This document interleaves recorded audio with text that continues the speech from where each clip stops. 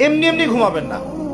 ঘুমানোর আগে বিসমিল্লাহ বলে লাইটটা অফ করবেন, বিছানাটা বিসমিল্লাহ বলে ঝাড়বেন, ঠিক আছে? ওয়াশরুম থেকে পারলে অজু করে আসবেন। মশারি দিচ্ছেন, লাইটস অফ করছেন, পাত্র যেগুলো আছে সেগুলো একটু ঢেকে রাখবেন বিসমিল্লাহ বলে, দরজা লাগাবেন বিসমিল্লাহ বলে। এরপর 3 বার পড়বেন সূরা ইখলাস একবার, সূরা ফালাক একবার, সূরা নাস একবার, পরে হাত একত্রিত করে ফু দিয়ে গা মাসাহ করবেন। এই কাজটা 3 বার করবেন। একবার আয়াতুল কুরসি পড়বেন, সূরা বাকারার 255 নম্বর আয়াত, আল্লাহু লা ইলাহা ইল্লা হুয়াল হাইয়ুল কাইয়্যুম, এটা শেষ পর্যন্ত। এরপর সূরা বাকারার শেষের 3টা আয়াত পড়বেন, লিল্লাহি মা ফিস সামাওয়াতি, এখান থেকে ফানসুরনা আলাল কওমিল কাফিরিন পর্যন্ত।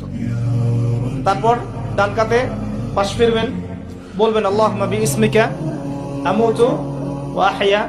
হাত নিবেন, হাতে গুনতে থাকবেন সুবহানাল্লাহ সুবহানাল্লাহ সুবহানাল্লাহ।